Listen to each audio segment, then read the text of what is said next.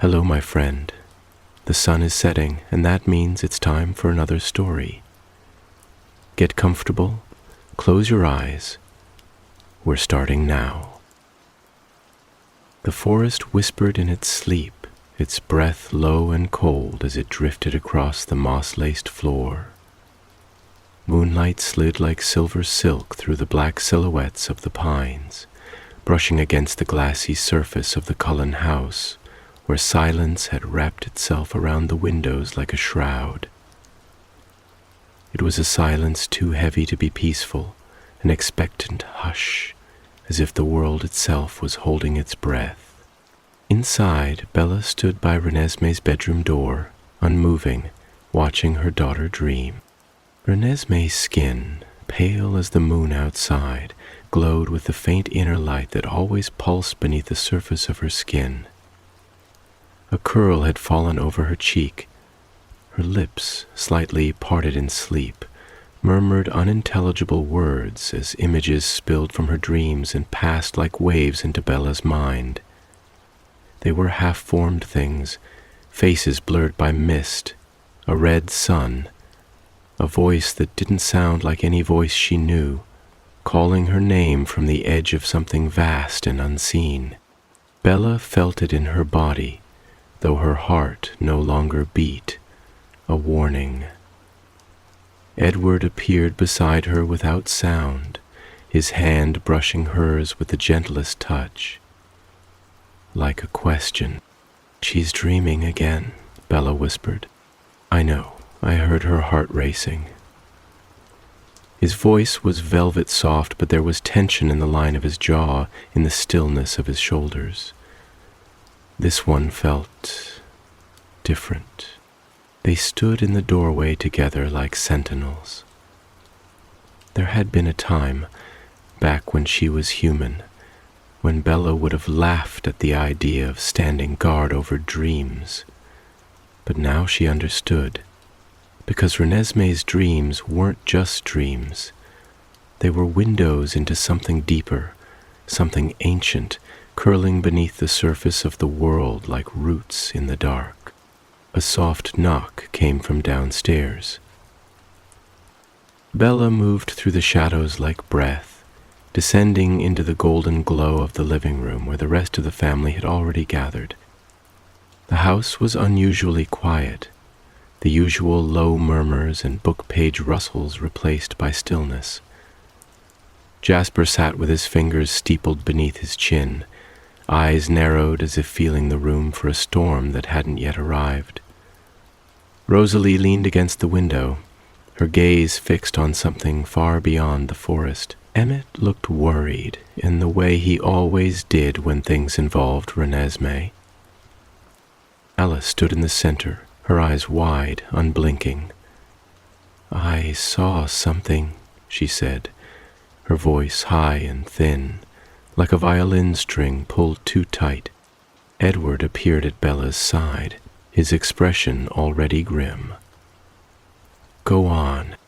Alice inhaled sharply. "There's a coven in Alaska. I don't recognize them, but they're old. Older than the Volturi, maybe older than memory." Jasper's voice was calm, but there was steel beneath it. "What do they want?" Alice's eyes flicked toward Bella. "Renesmee." A silence bloomed like a bruise. Bella felt it like an arrow through her, an echo of every fear she had ever had since the moment her daughter opened her eyes to the world. She reached back, instinctively, and felt the warmth of Edward's hand close around hers. But warmth was not comfort anymore, not when the future twisted like smoke. "Why?" Bella asked, her voice soft and sharp. Alice closed her eyes. "Because she's the key. To them, she's not a child.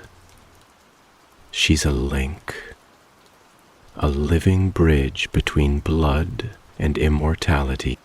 Emmett muttered a curse under his breath. "Just when we thought we could breathe, we don't breathe," Rosalie said without turning her head. Edward's fingers tightened around Bella's. "What else did you see?" he asked. Alice's lashes fluttered open, and there was something strange in her expression. Fear, yes, but something more. A flicker of awe. "They don't move like us. Their eyes are like stone, and they use blood, not just for feeding, for power. It binds them, connects them. I saw a girl in the snow. Her throat was marked with symbols, and then I saw a fire." For a moment, no one spoke. It was Carlyle who broke the silence, stepping forward from the staircase with his face carved into lines of quiet resolve. "Then we must prepare." "What are they called?" Bella asked, not knowing why her voice trembled. Alice whispered the name like a memory from a nightmare. "The Sanguinee." The fire cracked in the hearth. A single ember leapt into the air, flared gold, and died. Renesmee woke at dawn, though the sun never truly rose in forks.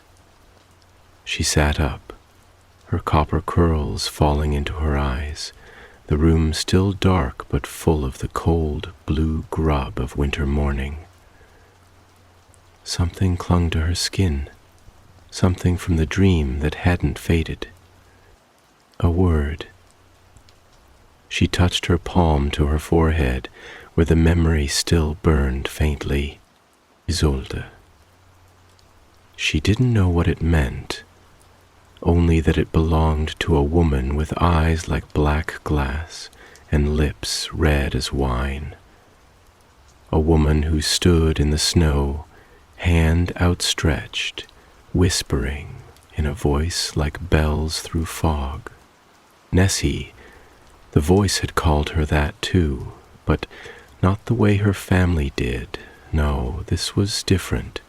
It felt older, more binding. Downstairs, she could hear the voices of her family, low, tense.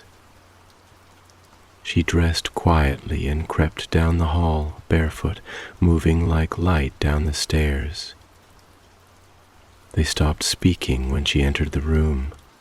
Bella turned, already halfway to her. "Nessie? I'm fine," she said, though her eyes flicked from face to face, noting the worry, the fear beneath it. She looked at Alice. "You saw them, didn't you?" Alice hesitated, then nodded. Renesmee sat beside Edward and took his hand. "I saw her again. The woman in the snow." "What did she say this time?" Edward asked, brushing a curl from her cheek. Renesmee's voice was a whisper. "She said, 'Come home.'" Silence fell once more. Outside, the wind stirred the trees. The sky wept a slow, silent snowfall that drifted against the windows like pale ashes.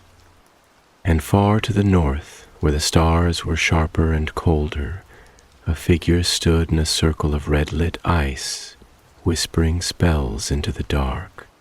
The blood had called to her, and now she would answer. The snow did not stop for 3 days. It came in thick, relentless waves, blanketing the forest in silence so deep it felt like time itself had paused to breathe. Trees bent beneath the weight of it, their boughs shivering with the soft burden of winter's sorrow. Wind moved through the pines in slow, mournful sighs, like the echo of voices long buried beneath ice and shadow.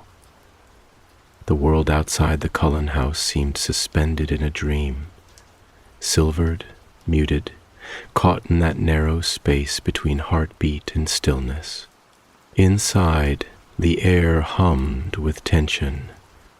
Though the fireplace glowed with amber light, and the walls bore the familiar warmth of memory, the quiet shelves of books, the faint traces of laughter that still lived in the floorboards. There was no comfort in the house now, only watchfulness. The family moved like a constellation of shadows, always near each other, never truly at rest. Even Emmett, who normally cracked jokes to break the weight of silence, had grown unusually still, his eyes lingering too long on the windows, as if expecting the trees themselves to rise up and speak with a voice that did not belong to this world. Bella stood at the edge of the forest, unmoving, as snow swirled around her like 1,000 forgotten ghosts. She had not needed to breathe for years now, but sometimes, when she stood like this, when the sky pressed low and heavy over the trees, and the wind spoke in tongues she didn't understand, she pretended, just to feel the cold enter her, to imagine that her lungs could still pull something from the air, even if it was only memory. Behind her, footsteps whispered across the snow, not loud but deliberate. She didn't need to turn to know it was Edward. She felt him before he touched her, the familiar gravity of his presence, the quiet storm that he carried in the way he moved. "She's not sleeping," he said softly, his voice laced with something like apology. Bella nodded. "I know. She's pretending for us, like we used to pretend for Charlie," she murmured, her eyes still fixed on the horizon. "It's strange, isn't it? I used to think pretending was something you grew out of, but maybe it's something you grow into when the truth is too much." Edward stepped beside her, the snow falling soundlessly onto his shoulders. He looked out into the same gray horizon, but Bella knew he wasn't really seeing it. His eyes were far away, backward perhaps, reaching into that eternal vault of memory he so rarely opened unless it was necessary. He had lived too many lives for comfort, carried too many ghosts. "She knows something," Bella said quietly. "Nessie, she feels something we don't. The dreams, whatever she's seeing, it's not just images, it's connection." Edward didn't answer right away. When he finally did, his voice was low and burdened with something Bella couldn't name. "There's a memory I've kept hidden for centuries." She turned then, slowly, snowflakes catching in her lashes. "Tell me." He didn't look at her. His eyes remained on the tree line, as if the past was stitched there between the branches. "Before Carlyle found me," he began, and his voice had the distant, hollow sound of cathedral bells rung in morning. "I wasn't alone for all those years, not always. There was another. A vampire, older than me, but not by much. Her name was Isolde."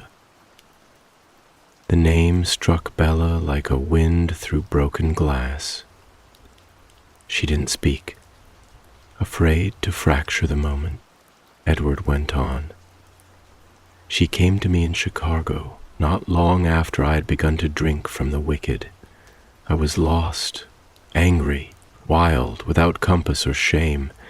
She was different than anyone I'd ever met. Her eyes were violet when she fed, a trick of the bloodline, she said. She spoke in riddles, like a prophet or a madwoman, but she was powerful, Bella, ancient in ways I didn't understand then." He paused, his brow furrowed beneath the weight of memory. "She taught me things Carlyle would never approve of, the old ways, blood-kinding, dream-walking, the crafting of memory through touch. I believed she was merely eccentric.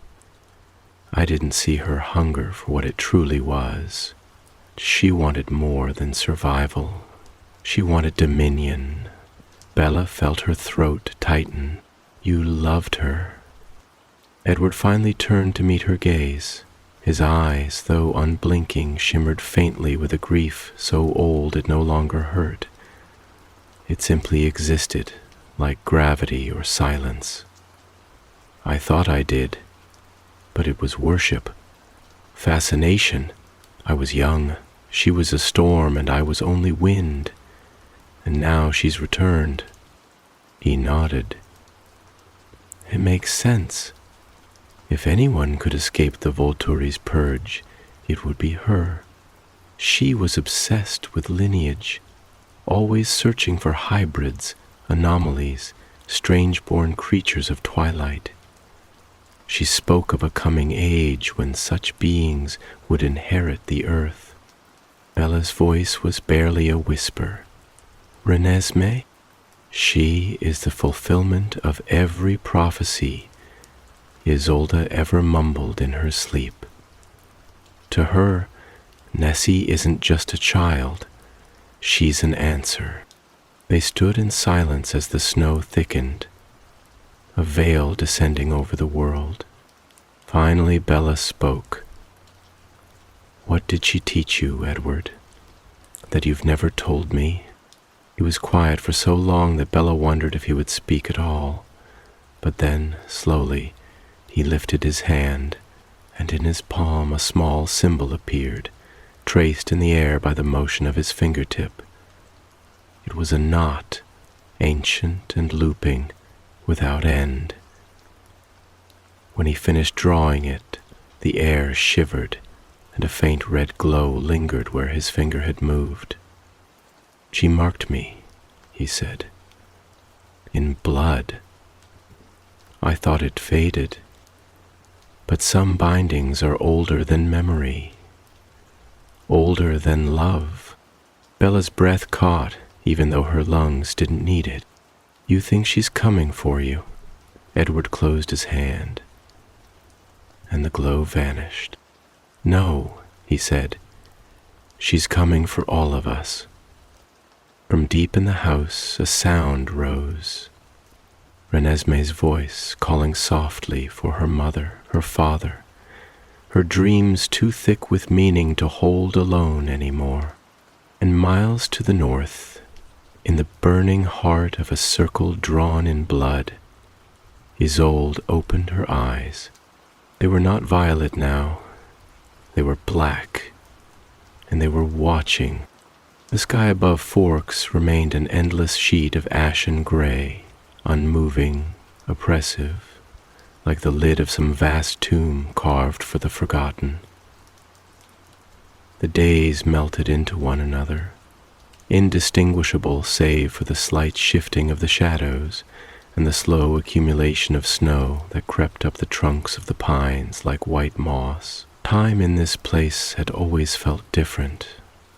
Slower, stranger, suspended in the hush between heartbeats. But now it dragged with a heavier tread, like something ancient and blind groping forward through the cold, reaching for what had been hidden too long in silence.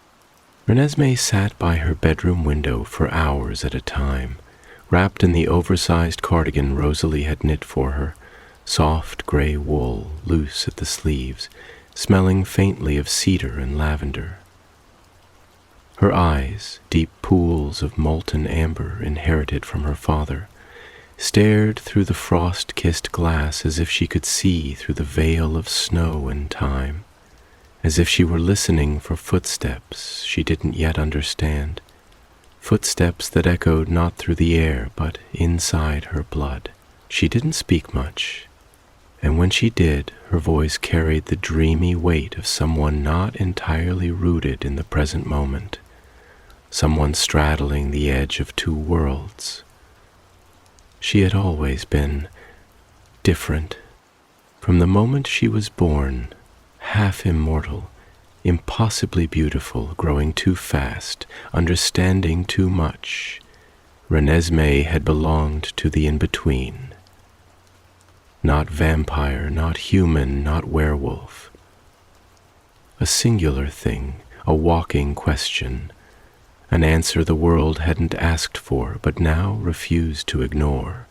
And lately it felt as if the world was whispering to her in ways it hadn't before, through dreams that bled into waking, through the patterns in frost, through the distant, rhythmic pulse beneath her skin, like a second heartbeat that didn't belong to her. She turned her head slowly as Bella entered the room, her mother's presence like a shift in gravity, gentle, quiet, but deeply felt. Bella moved toward her, her steps as soft as breath on glass, and sat beside her without speaking. She didn't need to ask what Renesmee was thinking. She had felt it too, that subtle, invisible thread tugging at them, something calling, insistent and strange, humming with a kind of old magic that made her feel small in a way she hadn't since her first days as a vampire. Renesmee tilted her head and looked at her mother, her voice barely louder than the hush of snowfall against the pane. "She knows my name." Bella's throat tightened. "Is all?" Renesmee nodded. "Not just from dreams, from before. I don't know how I know that, but I do. It's like she was there, watching me, before I was born, before I even had a name." Bella reached out and tucked a strand of hair behind her daughter's ear, her hand lingering against her cheek, marveling again, endlessly, hopelessly, at the miracle of her child, her son, her most impossible truth. "Dreams can touch things the mind forgets," she said quietly, "things deeper than memory." Renesmee looked away, eyes drawn back to the forest. "She's not afraid of the Volturi. She's not hiding from them. She thinks they're afraid of her, and maybe they should be." That quiet declaration settled in the room like snowfall, soft but heavy, layering weight upon weight. Bella didn't speak. There was a time she would have tried to protect her daughter from all of this, would have tried to shield her from the sharp edges of the world with her own body if she could. But Renesmee was no longer a child in the ways it mattered, and this danger was not one that could be hidden from. It had already found its way in. Downstairs, the family gathered again, this time at Carlyle's request. The Cullen patriarch stood at the head of the room like a priest before his congregation, though his face bore none of the serenity it usually held. Instead, he looked worn, troubled, his hands clasped tightly behind his back, as if he were holding something together that wanted to fall apart. "I've spoken to some of our allies," he began, his voice low and steady, though the edges of it were frayed with strain. "Siobhan from the Irish Coven, Benjamin from Egypt, Tanya and the Denalis. They've all heard whispers." "Whispers?" Rosalie asked, arms folded tightly, her golden hair catching fire in the light. "Stories," Carlyle said, "about a bloodline called the Sanguinii. Most believed it was myth, an old vampire cult that disappeared centuries ago, devoured by the Volturi during the first Great Purge. But the stories all agree on one thing. They were not like us. They didn't just feed on blood. They used it." Jasper leaned forward, his tone cool and analytical. "How?"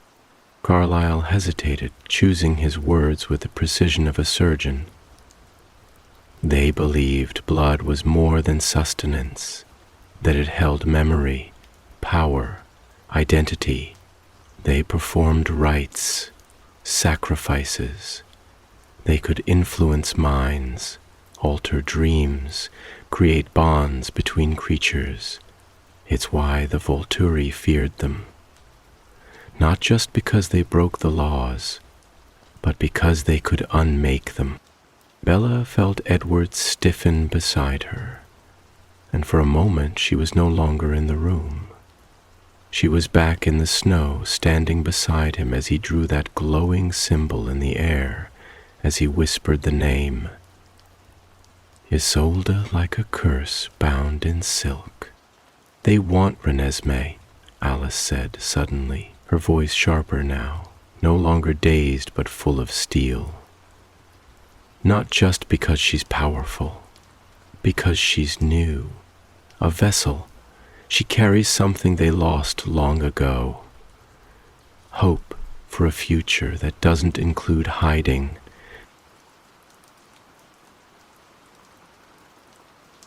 Edward's voice was a quiet echo of thunder. They want her to lead them. A long silence followed, broken only by the whisper of wind against the walls. No, Bella said finally, her voice ringing like iron. They can't have her. She's mine. Carlyle nodded solemnly. We'll protect her, but we must understand what we're facing, and we must be ready to leave if it comes to that. Where would we go?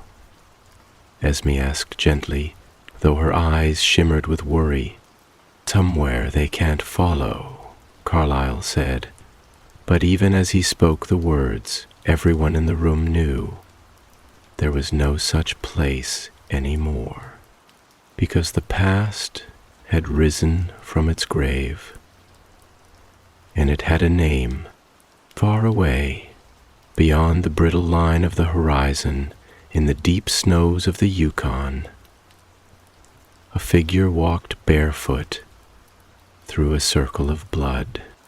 She was tall, wrapped in furs the color of crow feathers, her long black hair braided with strands of bone and silver. Her skin, once pale, now shimmered with a faint sheen of red, as if she had been kissed by the sun. But the sun had not touched her in centuries. Her eyes were cold garnet, her lips curved in a half-smile as she pressed her palm to the earth. The ground trembled beneath her fingers. From the shadows, others emerged, eyes glowing, cloaks brushing the snow, the scent of blood clinging to their breath like perfume. They knelt in unison, not to worship, but to remember. Isolde rose, her voice a melody woven of sorrow and fire. She walks, she whispered, the child of two worlds. She dreams with open eyes. She is mine. A wind rose behind her, tearing through the trees like a scream, and in the silence that followed, the world seemed to exhale, because the bloody bonds had been broken, and something older than death had been set free. The snow grew deeper with each passing day, as though the earth itself were attempting to bury something ancient, something terrible beneath layers of silence and white. It blanketed the roof of the Cullen house and pressed in against the windows with quiet insistence, muffling sound and thought alike. And within that hush, time began to warp, stretching and curling back on itself in slow, ghostly circles. The days bled into nights without distinction, and the nights were long, sleepless things, filled with shadows that seemed to move just beyond the reach of reason. Inside, the house felt less like a sanctuary and more like a shrine, filled with sacred watchfulness and the muted weight of dread. No one laughed, no one spoke without care. Even Emmett's usual defiance had withered into something quieter, his strength folded inward, guarded now, watchful. Conversations were low and layered with meaning, each word carefully chosen, as though sound itself might summon what they feared. And in the still center of it all was Renesmee, who no longer slept but dreamed constantly, her eyes distant, her voice wrapped in riddles even she didn't understand. Bella stayed close to her, often sitting by her side in the quiet hours of early morning when the light hadn't quite arrived and the stars still clung to the sky like scattered remnants of a forgotten heaven. She watched her daughter breathe, not because she needed to, but because it reminded her of something vital and human, something warm and fragile in a world that had become too cold and unyielding. Renesmee would sometimes speak in these moments, her words soft and wandering, as if they belonged to someone else, and she was merely borrowing them. "She's waiting," Renesmee said one morning, her voice no louder than the ticking of the old clock in the hall. Her eyes didn't move from the window. "She's standing in a forest made of bones, and she's listening for the sound of my feet." Bella didn't ask how she knew. She simply reached out, brushed a curl from her daughter's cheek, and whispered, "She'll never have you." But even as she said it, the words felt thin and uncertain, like paper held up against a storm. Because somewhere deep inside, beneath the layers of resolve and mother's instinct and vampire calm, there was a fear Bella couldn't silence, that there was a thread tying Renesmee to Isolde, something older and more powerful in blood. And that fear had weight. It settled in her bones and clung to her skin like frost that would not melt. Edward watched them from the hallway, silent as breath, his expression unreadable beneath the shadowed arches of his brow. His hands were folded tightly, not from anxiety but from restraint. Every part of him tensed against the desire to act, to move, to do something. But this wasn't a problem that could be solved through strategy or strength. It was older than that, deeper. It wound through history like a serpent coiled beneath layers of forgotten dust, and no one, not even Carlyle, could say where it truly began or what its end might be. He turned away and descended the stairs with soundless grace, his footsteps no louder than the fall of a snowflake.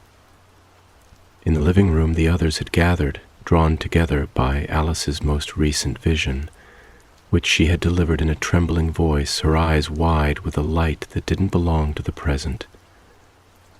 She had seen a city beneath the ice, carved into stone older than memory, a throne of teeth, and Renesmee standing barefoot in a circle of blood, her eyes closed, her lips moving in a language no one could understand. "I don't think she's dreaming anymore," Alice had said. "I think Isolde is sharing something, showing her what's to come." Jasper had stiffened beside her, his face gone still in that way it did when something dangerous brushed too close. "That's not a vision. That's a summoning." Carlyle stood with his arms crossed, the shadows beneath his eyes deeper than usual. "If that's true, then we have less time than I feared. We can't wait for the Volturi. We must act." Rosalie lifted her chin, her voice hard and cold. "And do what? Go to them? Hand her over and ask nicely that they leave her intact?" "No one's handing her over," Emmett growled, his fists clenched so tightly the air around them seemed to crackle. "They'll have to get through me first." "And they won't fight you, Annalie," Alice said gently. "Not unless they have to. They're not brutes. There's something worse. They believe in fate, in sacrifice. They think they're restoring a broken order." Edward stepped into the light, his voice a low chord of steel and regret. "They won't come as enemies. Not at first. Isolde never forces, she persuades. That's what makes her dangerous. The room fell silent. No one needed to ask how he knew. They had all seen the mark he'd drawn in the air, the blood bond. Later, in the quiet between dusk and darkness, Bella stood with Carlyle in his study, the room filled with the smell of old paper and the soft flickering gold of lamplight. He held an ancient book in his hands, its cover cracked and weathered, the title etched in a language she didn't recognize. His fingers moved reverently across the pages, as if afraid they might crumble at his touch. "This is one of the oldest texts I've ever found," he said quietly. It came from a monastery in the Carpathians, burned to the ground centuries ago. I always suspected it was connected to the Sanguinet, but I never had cause to study it closely. Until now. Bella stepped closer, drawn to the page he had opened. The ink was faded, but she could just make out a sketch, rough, hurried, yet disturbingly familiar. A woman cloaked in shadow, her hair long and flowing, her eyes blank and her hands lifted as if weaving something in the air. Beneath her, symbols danced in a looping pattern, the same knot Edward had traced in the air. "This is her," Bella whispered. "Isolde," Carlyle nodded. The text calls her the first of the bound. It suggests she was the one who unlocked the secret of blood linking, binding thought and spirit through blood sacrifice. There are legends of a child she once tried to create, a vessel of union, a child who would not age, a child who would carry both life and death within them. Bella felt her breath leave her like smoke from a dying fire. "Renesmee." "Yes," Carlyle said. "Or rather, what Renesmee represents." There were no answers in the room, only shadows deeper than before, and far away, in the snow-locked silence of a world forgotten by time, Isolde stood at the mouth of a cave older than cities, her cloak billowing like smoke against the wind. Around her, her followers knelt, their eyes glowing with faith and hunger, and in her hands she held a lock of hair, copper and soft, tied with a ribbon that had once belonged to a child. "Soon," she said, her voice like frost on bone, "soon the blood will remember." And the wind howled like a mother mourning what had not yet been lost. The days that followed unfolded like a slow unraveling, each one carrying with it a heavier silence, a deeper sense of breathless anticipation, as though the forest itself were leaning in, listening, waiting. The air felt thicker, tinged with the scent of earth and frost and something stranger, an undercurrent of copper, a whisper of iron, the faint tang of blood long dried and hidden in the marrow of the world. Even the wind seemed to hesitate now, threading through the pines in uneasy gusts, brushing the snow into nervous patterns that disappeared almost as soon as they appeared. Time was no longer something measured by clocks or sunrises. It was measured by glances, by the tremble in Renesmee's voice when she spoke of her dreams, by the tension in Edward's shoulders when he stood too long at the window, by the way Alice began to pace in slow, endless circles, trying to catch a vision that kept slipping just out of reach. The Cullen house, once a place of gentle laughter and ageless calm, had become a fortress of quiet desperation. The rooms were filled with low conversations that ended in sighs or silence. Jasper was always near Alice now, his presence a shield, his eyes sharp, scanning the air as though danger might step through the walls at any moment. Emmett kept disappearing into the woods, returning with snow in his hair and silence on his lips, his fists curled too tightly to be casual. Rosalie was softer with Renesmee than Bella had ever seen her, quiet, protective, brushing the girl's hair in long, thoughtful strokes, like a lioness grooming her cub before the hunt. Renesmee herself had grown paler, not sick, never that, but ethereal, almost translucent, like she was slipping further and further into some other plane, as though she were becoming more dream than flesh. Her eyes seemed to see through walls now, through time, through people. She spoke rarely, and when she did, her voice was tinged with a sorrow too old for someone who had not yet seen 10 full winters. And always, always there was the dream. It was no longer confined to sleep. She would drift into it in the middle of a sentence, or while looking at a book, or staring into the fire. Her pupils would dilate, and her breath would hitch, and she would whisper things in a language no one recognized. Edward tried to translate once, leaning close, murmuring the words to himself, eyes flickering with a scholar's focus. But he had gone still halfway through, his face tightening, his hands curling into fists at his side. "She's not speaking to us," he had said, his voice quiet and grim. "She's speaking for someone else, like a vessel." Bella hadn't touched her daughter for hours afterward, afraid of what her own touch might awaken. That evening, as the storm thickened and the sky darkened into a bruise-colored dusk, Edward and Bella stood together in the library, the fire casting long shadows across the spines of ancient books and fading maps. The world outside the windows had vanished beneath a veil of white, and for a long time they didn't speak. There was too much weight between them, too many unspoken fears, too many pieces of a puzzle that refused to fit together no matter how tightly they pressed them. When Bella finally spoke, her voice was low, but it carried the edge of something desperate. "You said she persuaded people," she murmured, not looking at him. "That she convinced them to follow her, to believe in her. Even you." Edward's jaw tightened and he closed his eyes for a moment, as though trying to still the churn of memory. "Yes," he said, "she was beautiful, but not in the way we think of it, not in the way Rosalie is. Her beauty wasn't something you saw.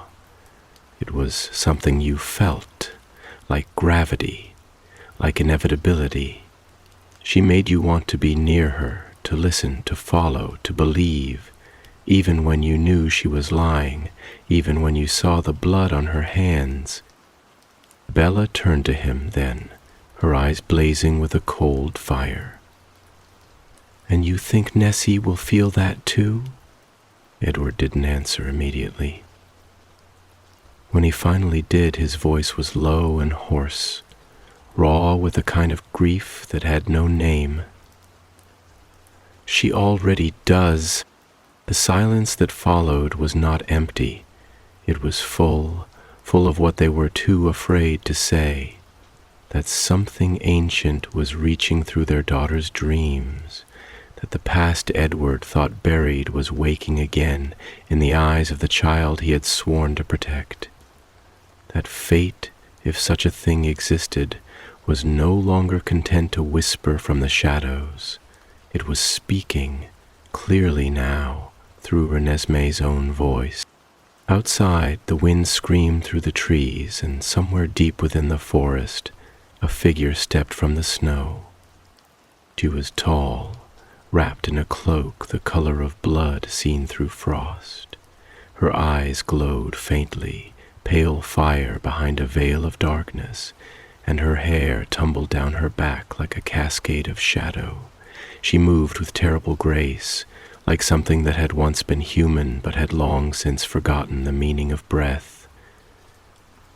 Behind her 6 others followed, their faces hidden, their steps silent, their presence cold and unrelenting. They did not speak. They did not need to.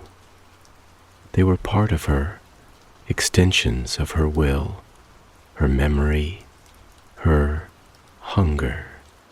Isolde lifted her hand, fingers pale and long and strangely elegant, and pointed toward the house on the hill. "She is there," she whispered. The others did not respond. She smiled. "They will come to us," she said softly, "or they will burn. Either way, the bond will be fulfilled." And then she turned and vanished into the trees, her cloak sweeping the snow like a blade. That night, Renesmee stood in the center of the living room, the firelight playing in her eyes, casting strange flickers across her skin. She was barefoot, her toes curling into the rug, her hands loosely at her sides. Her breathing calm and even, though her eyes were wide and unblinking. "She's coming," she said. Everyone turned toward her, and for a moment, no one could speak. "Tonight?" Carlyle asked gently, stepping forward. "No," Renesmee replied, "not yet. But she's close. I can feel her, watching, like a string is tied between us, like she could tug it and pull me into her hands." Emmett's voice was rough. "Then we cut the string." Renesmee shook her head. "You can't. It's not something she did. It's something I am." Bella stepped forward then, unable to hold herself back any longer. She knelt in front of her daughter and took her hands in hers. They were cool, almost too still, but still warm enough to make her believe, if only for a moment, that the child she'd cradled in her arms not so long ago was still only a child. "You don't belong to her," she said fiercely. "You belong to yourself and to us. You're not a prophecy. You're mine." Renesmee blinked, slowly, and something flickered across her face. An emotion too old, too deep to be understood by language. "I don't know if that's true," she said. Bella closed her eyes and pulled her daughter into her arms, holding her tightly as though sheer will could protect her from the unseen forces moving beyond the walls. Edward stepped closer, resting his hand on Renesmee's back, and for a moment their family was a circle of silence and resolve. But outside, the forest watched, and the wind whispered names not spoken for centuries. Night pressed in around the Cullen home like a living thing, thick, breathless, and impossibly still. The snow had stopped, but it left behind a world entirely transformed. Branches bowed under the weight of silver, the driveway buried in silence, the windows veiled in pale frost that bloomed into delicate patterns like flowers made of bone. The moon hung low, swollen and golden behind a thin shroud of mist, casting everything in a dim, uncanny glow that made even familiar shapes seem strange and ancient. Time had become fluid, slippery, no longer measured in minutes or hours, but in the long, aching stretches between moments of certainty and the quiet terror of what lay just beyond their reach. Inside, the Cullens moved carefully, deliberately, as if they were under water, or trapped in a fragile dream that might shatter at the slightest sound. Carlyle stood in the center of the room, his presence as calm and steady as always. But there was something taut in the line of his shoulders, a weariness in his eyes that had not been there before. He held a letter in his hands, yellowed and brittle with age, the seal broken and the ink faded to a deep rust color that resembled dried blood. He had retrieved it from a box hidden in the attic, a box so old he had forgotten it existed until now. The letter was written in an elegant looping hand, in Latin, and as he read the words, aloud in a low, steady voice, a hush fell over the room that seemed to reach into the very bones of the house. "It speaks of a blood rite," Carlyle said, "a ceremony known only to the eldest of the sanguinae. The words are vague, but it mentions a child of the twilight, filia crepusculi, who would be born not from death, but from both death and life. A child who would carry in her blood the key to immortality, unbound by the usual laws. A perfect vessel, a bridge." Bella felt as though the room had grown colder, even though the fire still crackled in the hearth. The phrase echoed in her mind over and over, like a dirge sung in a language the earth had long forgotten. Child of the twilight. It sounded like prophecy, and yet it felt like a trap. Edward's voice, when he spoke, was as hard and quiet as falling ash. They knew, even then. They were searching for her before she existed. "No," Carlyle said, folding the letter carefully. "They were searching for the idea of her, the possibility. They didn't know what form she would take or when she would come, but now that she's here, now that Renesmee exists, they will see her not as a person, but as a fulfillment, a destiny." Jasper, standing near the fireplace, folded his arms and frowned. "So, what do they want? To use her? To turn her into some kind of queen?" "No," Alice said, her voice distant, her eyes already gazing into some other world. "Worse, they want to become her, or bind themselves to her so completely that they can share her gift. Her blood isn't just unique, it's adaptive, alive in a way theirs is not. It evolves, it learns." Esme pressed a hand to her chest. "They think she's the answer to their stagnation." Carlyle nodded grimly. "Yes, to their decline. They've been hiding for centuries, feeding on their own bloodlines, becoming more insular, more twisted. But with Renesmee, they believe they can begin again." The silence that followed was not the absence of sound, but something much deeper. A kind of collective understanding, cold and sharp as ice. It was no longer simply a matter of protection or survival. This was no longer just about their family. This was about legacy, about power, about a history written in blood that now threatened to rise and consume everything they had built.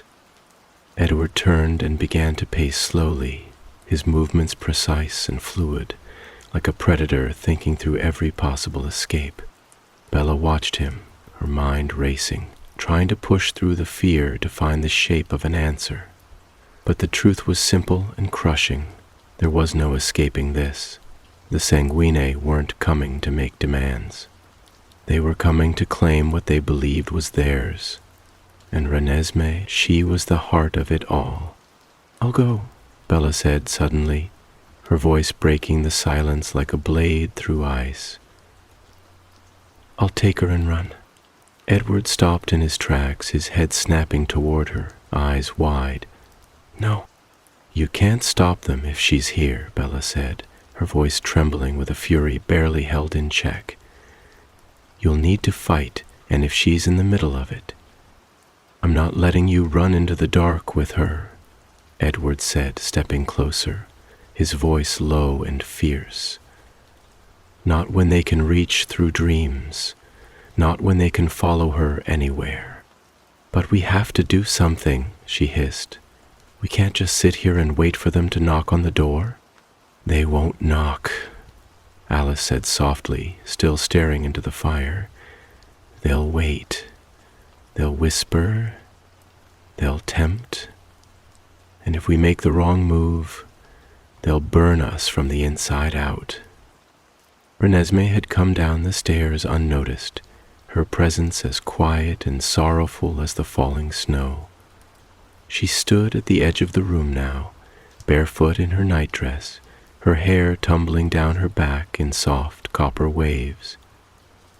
Her eyes were distant but clear, and when she spoke, it was with a calm that was far too old for her years. "She's waiting," she said again, her voice barely above a whisper. "She says she won't harm anyone, that she only wants to talk, that I deserve to understand." Rosalie moved toward her like a flash of light, dropping to her knees and gripping her hands. "You don't owe her anything. You're not some puzzle piece that completes her prophecy. You're not a story she gets to write." Renesmee looked at her, her eyes filling with tears that did not fall. "But what if I'm not just your daughter?" she said.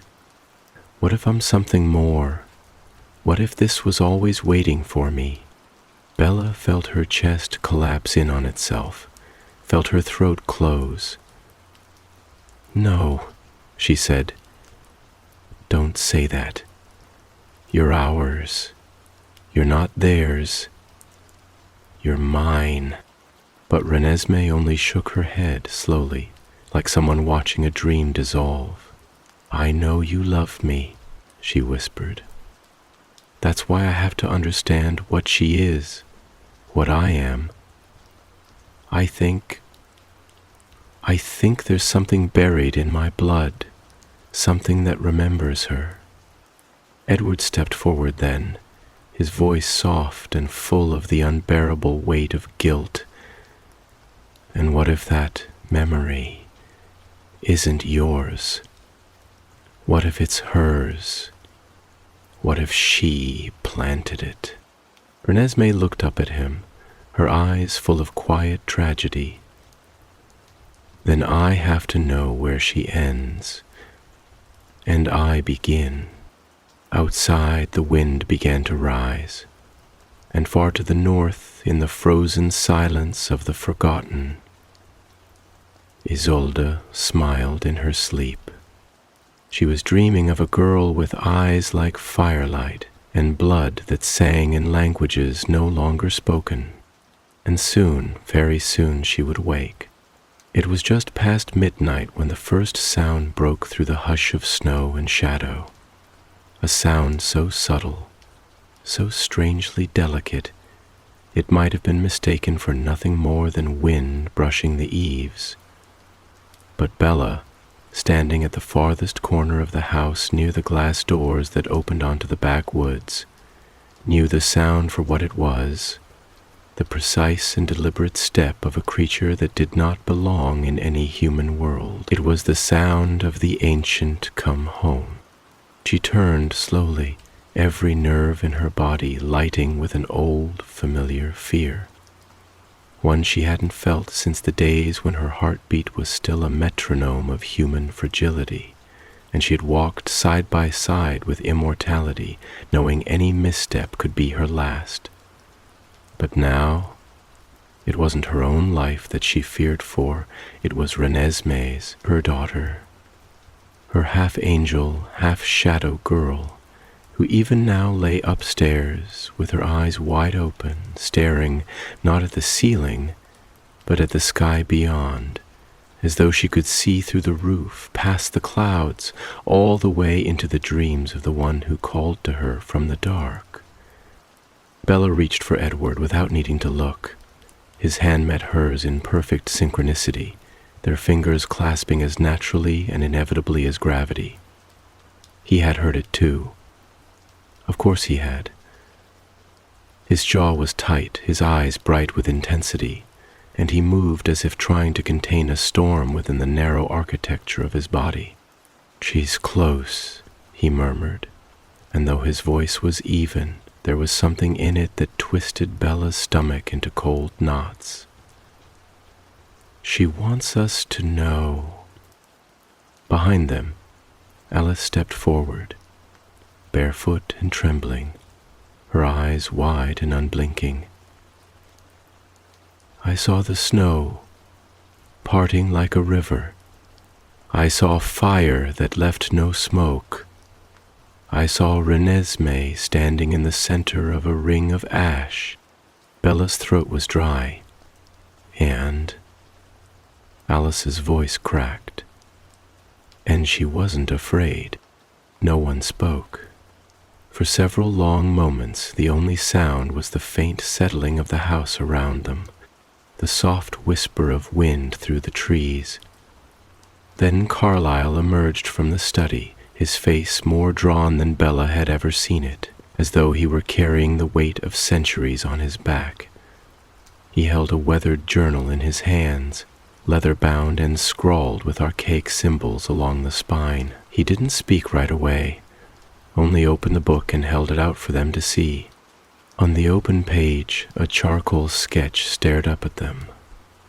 A woman standing in the snow, robed in black, her eyes ringed in symbols that spiraled like ancient galaxies. She held in her hands a red rope, knotted at both ends, and from each knot a drop of blood fell toward the earth. This was drawn by a seer in the 15th century, Carlyle said quietly, a member of the Romanian coven long before the Volturi extinguished their line. It was said to be a vision of the reckoning, a time when blood itself would rise and reclaim what had been broken. The woman is as old. The rope is the bond. The blood is the price. Bella stared at the image, her hand tightening on Edward's. What does it mean? Carlyle's gaze didn't waver. It means that she doesn't need to take Renesmee by force. She only needs to make her willing. The room seemed to shrink then, the air thickening until every breath felt like it had to be carved from stone. Bella's mind raced, searching for some crack in the logic, some way to undo what felt like destiny. But the pieces were fitting together too perfectly, as if the world had been leaning toward this moment all along, and they had only just become aware of the tilt. Rosalie stepped forward, her voice hard with fury. So what? We just wait until Nessie walks into the woods and disappears into the arms of some blood priestess who thinks she's the reincarnation of a prophecy? No, Edward said firmly, shaking his head. We fight. If she comes, we fight. But we don't understand the rules of this game, Jasper murmured. We don't even know how she's reaching Renesmee. Every traditional line of defense has already been breached, from within. At that, Renesmee herself appeared in the doorway, her presence so quiet and strange it made Bella's heart ache just to look at her. She was wrapped in a thick gray blanket, her hair loose around her shoulders, her bare feet smudged with ash. Her eyes were dark and distant, like someone who had stared too long into a fire and could still see the flames even when she closed her eyes. She's here, she said softly. Not inside the house. Not yet. But near. Then we leave now, Edward said quickly. We pack only what we must. We'll go south through the mountains. She won't expect us to move in this weather. But Renesmee shook her head, and Bella saw something terrible in her expression, something still and eternal, like the first light of a dying star. I can't leave, she said, not without hearing her voice, not without knowing. You're not going to her, Bella snapped, stepping forward, the heat of her desperation threatening to crack the icy shell of resolve that had encased her since this began. I forbid it. Renesmee looked at her mother, and for a moment, just a heartbeat, she looked like a child again, frightened, uncertain. But But then she lifted her chin, and the sorrow in her eyes deepened into something Bella had never seen before. "I think I already have." The words fell into the silence like stones dropped into a well, and the echo of them stretched out into the corners of the house, into the marrow of those who heard them. Because it wasn't just a guess, it wasn't fear, it was knowledge, a memory, a truth that had taken root. Renesmee was bound, whether by blood, by dream, by something older than either. It was real, and it was calling her. Far away, across a sea of ice and memory, Isolde moved through the forest like a storm wrapped in silk. She stepped lightly over roots and snowdrifts, her eyes closed, her mind wide open, receiving the signals that drifted toward her like smoke. She could feel the child now, not just as a name, not as a vision or an idea, but as presence, glowing and warm like a coal nestled in the belly of the dark. She could feel the pull, the strand that tethered them together, and she could feel the resistance coiling around that bond like barbed wire.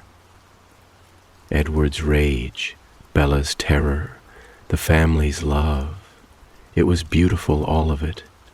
Fragile, strong, temporary. She would not rip Renesmee away from them. That was not her way. No, she would simply wait for the girl to walk willingly into her arms. Because once a bond was awakened, once the blood remembered the shape of its origin, there was no force in the world that could keep it from returning to its source. Isolde opened her eyes. The moon shone down like an eye, and she whispered the girl's name one more time, not to summon her, but to remind her, "Nessun dorma, let no one sleep," because the time of dreaming was ending, and the blood was ready to speak. Dawn came slowly, a faint bruising of color across the eastern sky that did not so much banish the night as blur its edges into something tolerable. The light was dim and diffused, the sun smothered beneath layers of thick gray cloud that seemed unwilling to break, as though even the heavens were hesitant to see what the day would bring.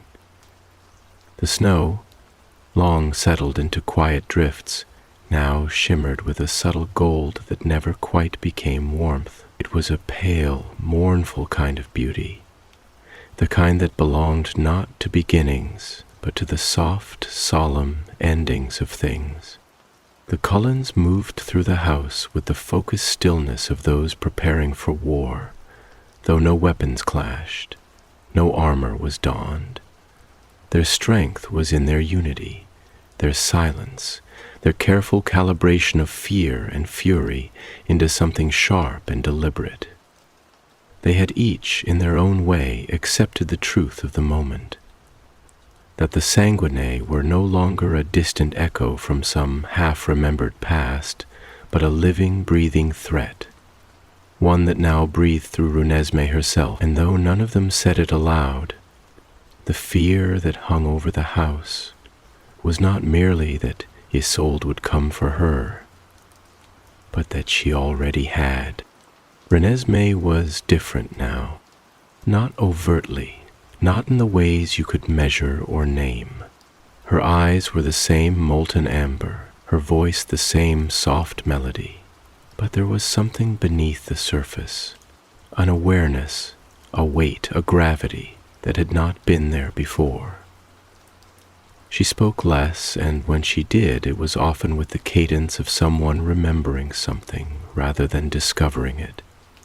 She moved with an ease that felt rehearsed, like a dancer retracing steps from a long-forgotten performance. It wasn't possession, Bella would have known, would have felt it, but it was something adjacent, a mingling. a fusion of memory and self, as though Isolde's essence had seated itself in the soil of Renesmee's blood and was now blooming, petal by petal, into consciousness. That morning, as Bella watched her daughter stand barefoot in the snow just outside the glass doors, she was struck by the unbearable beauty of her, the curve of her spine, the way her copper hair moved like flame in the breeze, the stillness of her form, as if she were listening to something so far away, so impossibly ancient, that only her blood could hear it. Bella stood behind the glass, unmoving, hands pressed to the cool surface, as though it might somehow hold her daughter in place. "She's remembering things that never happened to her," Edward said quietly, stepping beside her. Bella turned, her voice dry and low. "How can that be?" "Because the bond was made long before her birth," he replied. "It was forged through me, through blood that still remembers the mark Isolde left behind." "You think it passed to her?" "I think it called to her. Like water finds its level, like fire finds breath." Bella closed her eyes, swallowing down the rising tide of panic. "Then what do we do? How do we sever something we can't even touch?" Edward was silent for a long moment, his gaze fixed on Renesmee's still figure beyond the glass. "We find the beginning," he said, "and we end it there." That night they left, not through the front door, not as a family walking away from home, but as fugitives slipping through the back of the world, unnoticed and unseen. They carried little, only what could be hidden beneath coats and within packs. Renesmee wore layers of wool in silence, her footsteps soundless against the snow. Bella and Edward flanked her like twin shadows, neither speaking unless necessary. Alice and Jasper led the way, eyes scanning every tree, every shadow, every silence that lasted too long. Emmett and Rosalie brought up the rear, watchful and silent, their usual bickering replaced by a cold, protective intensity. Carlyle and Esme moved among them like guiding lights, steady and unwavering, though Bella could see the grief in their eyes. Grief for a home left behind, for a daughter walking into a story too old for anyone to remember how it ended. They moved east toward the mountains, toward a place Alice had seen in flickers and fragments, a circle of stone in the heart of a frozen forest, a place older than Forks, older than the Cullens, older perhaps even than the Volturi. The place where the Sanguinae had once gathered, where Isolde's name had first been spoken in reverence and fear. If there was any hope of severing the bond, of unraveling the blood knot that had ensnared Renesmee's soul, it would be there, in the cradle of origin, where everything had begun. The journey took 2 days. They did not rest. Vampires, of course, needed no sleep. But even Renesmee, whose body still danced between mortal and immortal rhythms, did not ask for rest. She moved as though compelled, her eyes fixed on the horizon, her breath visible in the freezing air. Bella watched her with a kind of reverent dread, as one might watch a girl sleepwalking across a tightrope stretched between life and something colder. She wanted to call out, to hold her back, to wrap her arms around her and scream for the world to stop. But she knew, deeply, in the place where the mother had merged with the vampire, that this was not something she could interrupt.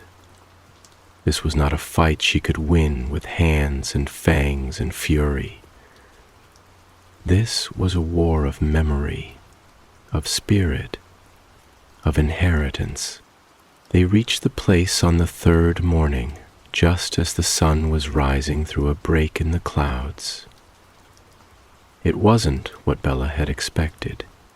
There was no temple, no ruins, no towering altar, only a clearing, perfectly circular, lined with stones half buried in the snow, their surfaces etched with faded runes that glowed faintly in the light.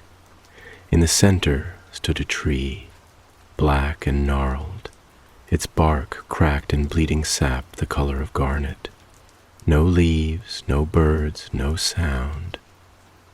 The air here was impossibly still, thick with a silence that felt like it had been laid down centuries ago and never broken. Renesmee stepped forward, her feet crunching softly in the snow, and for a long moment no one followed. She turned slowly to look at them, her expression calm, her voice soft. "I have to go alone." "No," Bella said instantly, moving forward, but Edward held her back with a hand that trembled as he touched her arm. "She's right," he said. "It has to be her choice. That's the only way to break it." Renesmee looked at them one last time, and in her gaze Bella saw everything she had ever feared and loved: strength, sorrow, hope, and something new, a knowledge that did not come from being taught, but from being called. Then she turned and stepped into the circle. The moment she crossed the threshold, the wind began to rise, and from the trees, cloaked figures emerged. 7 of them, one of them taller than the rest. Wrapped in black, her face pale and perfect, her eyes twin stars of violet fire. Isolde. She stepped into the clearing like someone returning to her place at the center of the world, her gaze never leaving Renesmee. She did not smile. She did not speak. She simply opened her arms. And Renesmee walked forward. Bella's scream never left her throat. The snow did not fall within the circle, though it drifted softly through the trees all around, weaving lazy spirals through the pale morning air. It refused to cross the threshold of that ancient space, as though the clearing itself had made a pact with time and the elements to remain untouched. The air within the ring was unnaturally still, heavy with the scent of blood and bark and old memory. And as Renesmee moved slowly toward Isolde, Bella felt as though she were watching her daughter walk not through space, but into history, a living dream stepping into the arms of its origin.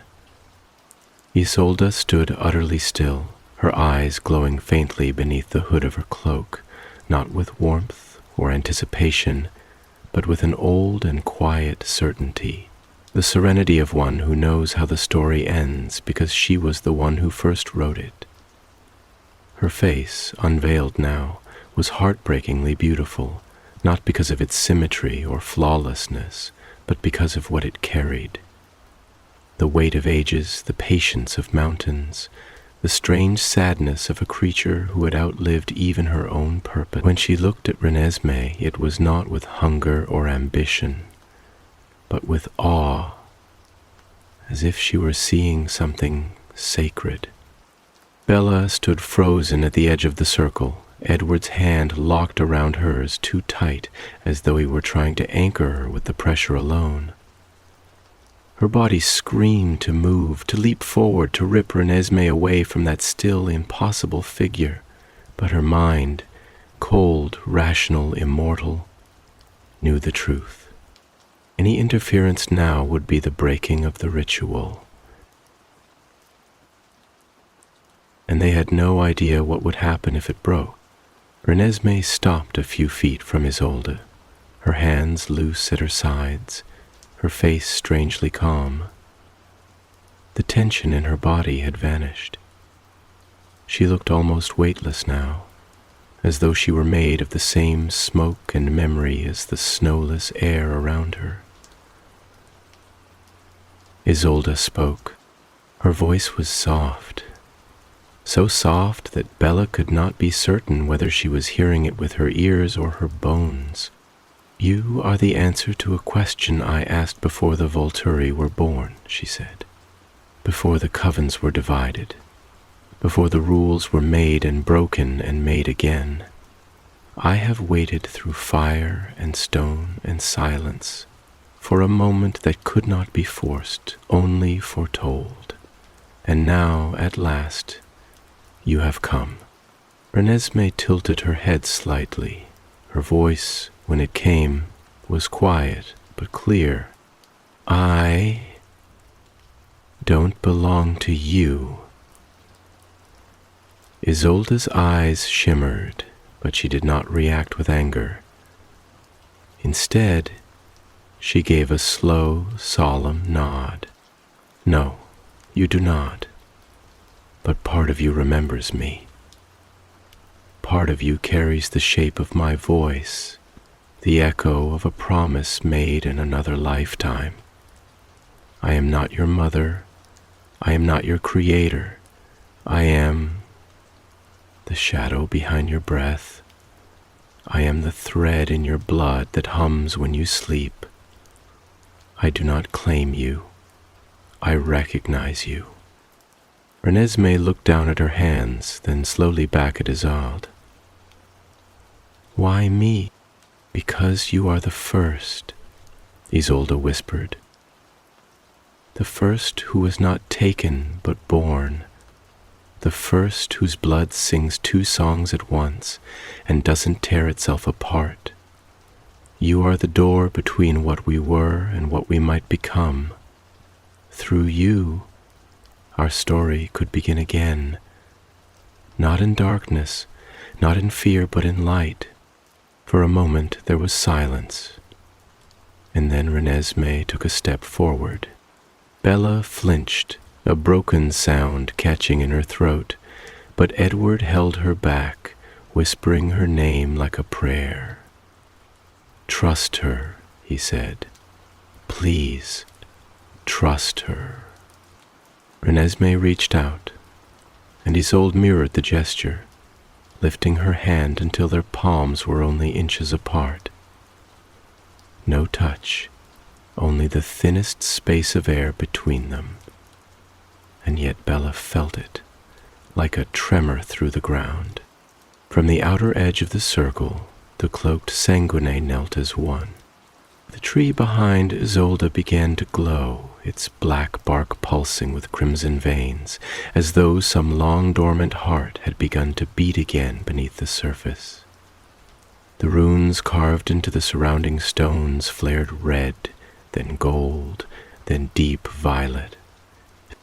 Renesmee closed her eyes, and then she spoke, not in English, not in any language Bella had ever heard, but in something older, a tongue that tasted like ash and fire and snow.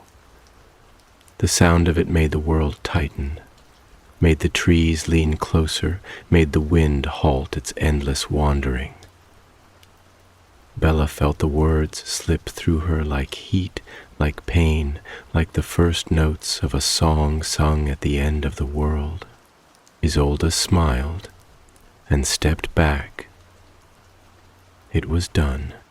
Whatever ritual had called to Renesmee, whatever bond had been tested, fulfilled, or denied, it had reached its crescendo.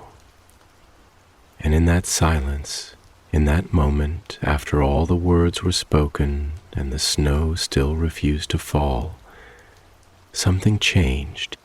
Renesmee opened her eyes, and they glowed, not with fire, not with power, not with anything that could be named, but with clarity, with peace, with choice. She turned from Isolde, walked back across the circle, stepped through the invisible threshold, where snow began to fall again, and into Bella's arms. Bella collapsed to her knees, her arms wrapping around her daughter so tightly it felt like she could stop the world from moving forward if she just held her hard enough. Renesmee leaned into her, warm and real and wholly herself. "I chose," she whispered. "I know," Bella choked. "I know, baby." Edward knelt beside them, his hand on Renesmee's back, his eyes full of tears that would never fall. For a long time, none of them spoke. There was no need. Behind them, the circle darkened, the stones dimmed, the trees stilled, and when Bella finally looked back over her shoulder, Isolde and her followers were gone, not banished in smoke, not dissolved into mist, just gone, as if they had never truly been there at all. The days that followed were quiet. The forest did not speak. The snow fell again, soft and constant, returning the world to its usual rhythm. And though no one said it aloud, the Cullens moved with a softness, a reverence, as though the house itself now held a kind of sacred hush. Renesmee slept again, not deeply, not as she had before, but without whispering, without flinching, without waking with that look in her eyes that said she had been walking somewhere far away. Bella watched her with something that felt like both mourning and gratitude. Mourning for the innocence lost, gratitude for the strength revealed. Her daughter had faced the oldest magic in the world and returned not broken, but brighter. There were questions left unanswered, of course, mysteries that would never fully unravel. What Isolde had seen in Renesmee, what she had taken from that final, silent ritual, no one could say. But she had not taken Renesmee's will. She had not taken her soul, and that was everything. One night, as the snow glittered under moonlight and the fire crackled softly in the hearth, Edward stood at the window, gazing out into the woods. Bella joined him, slipping her arm through his. "She's free," he said quietly. "Yes," Bella replied, "but so are they." Edward nodded. "I think Isolde wanted it that way." Bella rested her head against his shoulder, watching the dark line of trees sway in the distance. "What do you think she'll do now?" she asked. "I don't know," Edward said, "but I think she's waiting. Not for us, not anymore, but for what comes next." They stood there a long time, silent, and in the distance, far beyond the trees and the snow and the hush of the world, a figure watched from the shadows, not with hunger, but with hope, because the bond had not been broken. It had been rewritten, and the blood at last was free.